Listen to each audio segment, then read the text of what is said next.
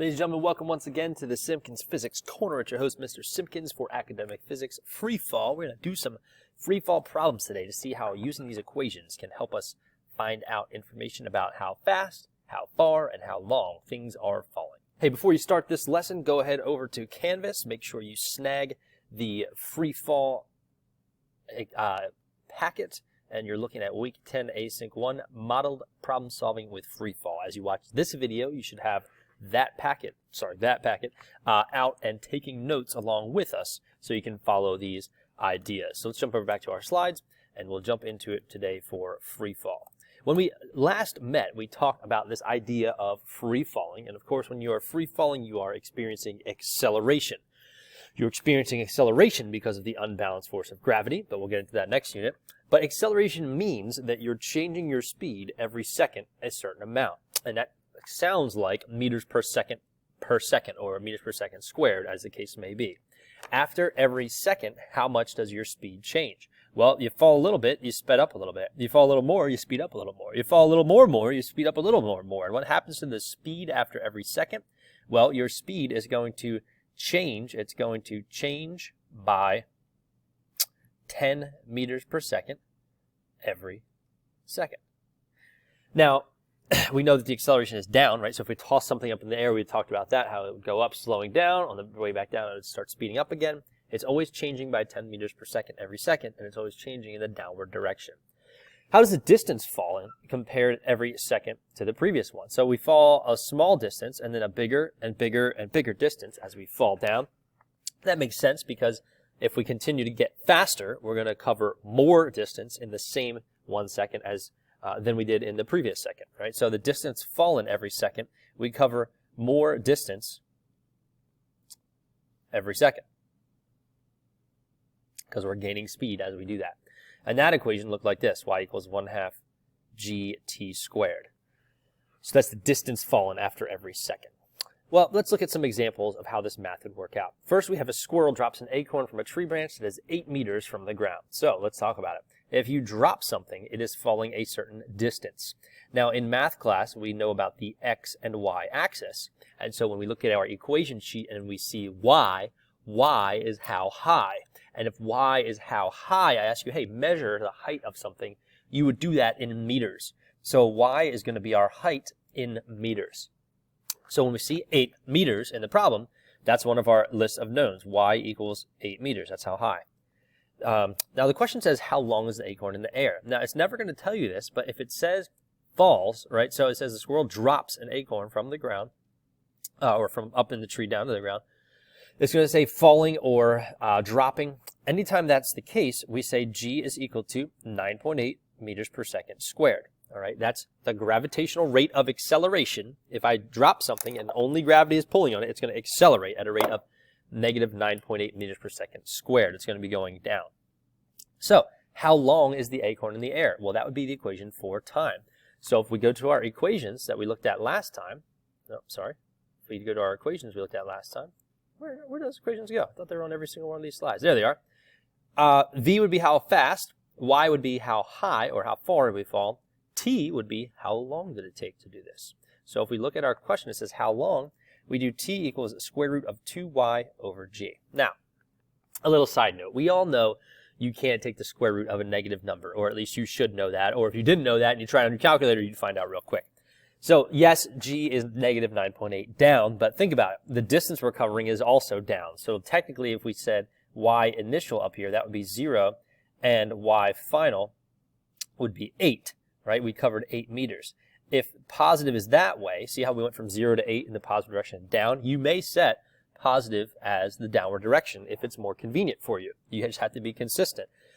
And if we're consistent with that, that means that g would be 9.8 meters per second squared down or positive, and y, the distance we covered, would be 8 meters down. So all that to say, you don't have to plug in the negative for the g, especially you don't do that if you're under the square root. So 2 times 8 meters divided by 9.8 meters per second squared. If you're paying real close attention to the units, you notice that the meters will cancel and it'll be seconds squared, and then it takes the square root of that, which gets you seconds. So that's why that gets the right answer out of there. But if we go ahead and take the square root of all that stuff, we get t is equal to 1.28 seconds. So there it is. What's the acorn's speed just before it reaches the ground? Well, speed is very similar to velocity. Speed is a scalar. It doesn't have direction, and velocity does, but they're similar. And so if I want to find the speed, I'm going to go for v equals gt. You go back to your free fall section of your equation sheet. You see these three equations. You say, well, how fast am I going? That's got to be the v, the velocity. And that's what caused us to use this equation for this one. So just before it reaches the ground. So let's see. 9.8 meters per second squared, and the time was 1.28 seconds. You just go ahead and plug those two in. So 9.8 times 1.28. That's going to get us 12.54 meters per second. So that's how fast you'd be going that's how fast you'd be going right when you hit the ground. Now, as we go into the future, I'm going to ask you about, like, hey, what's happening right before you hit the ground? When you hit the ground, obviously, you're eventually going to stop, right? But right before you hit the ground, you're not stopped. You're doing something else. And so keep the difference between those two in mind as you solve these. How about this one? A construction worker accidentally drops a brick from a high scaffold. What is the velocity of the brick after 4 seconds, and how far does the brick fall? Now, the only knowns that we have here are t equals 4 seconds and g equals 9.8 meters per second squared. Again, it never will tell you g, but if the key words tip you off, like drop, anytime you see drop or fall, that means g equals 9.8.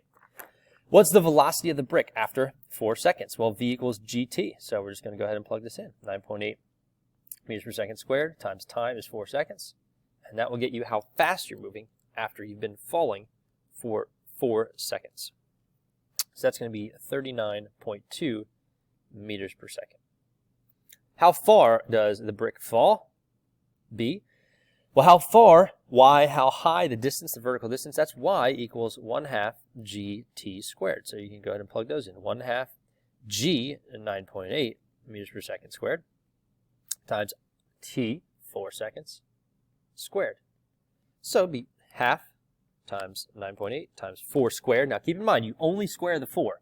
Some people will multiply the 9.8 and the 4 and then square all of that. That's not what this equation says to do. The equation says to square the time only. And if you square the time only for this one, you get 78.4 meters for the height, or how far you fell during those 4 seconds.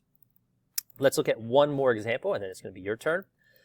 A student drops a ball from a window 3.5 meters above the sidewalk. So here it is. We got y equals 3.5 meters. How fast is it moving when it hits the sidewalk? So we know y and we know g is 9.8. And the question says how fast. Now here's the issue, ladies and gentlemen. It says v equals gt for how fast, right? Well, we don't know the time. But we do know the height and the g. So this is actually a two-stepper. All right. The first step, I'll draw it down here. The first step is to figure out the time. And we look at our equation sheet. Time is square root of 2y over g. So it's going to be square root of 2 times 3.5 over 9.8. And that's 2 times 3.5, times 9.8. And take the square root of that. Oh, sorry. I did multiplication when I should have done division. 2 times 3.5 divided by 9.8. Square root of that. There we go. 0.845 seconds. That's for time. Now for velocity here, we have 9.8 meters per second squared, and time is 0.845, and so we can find the speed. We had to take a little detour. We had to go and get the time with a little hard work, but our speed would be 8.28 meters per second. Cool. So that's how you get how fast. Here's what I need you guys to do today. Is I want you to go back, try these guys out. Hopefully you're taking notes along the way. Feel free to always pause the video, skip around, go back.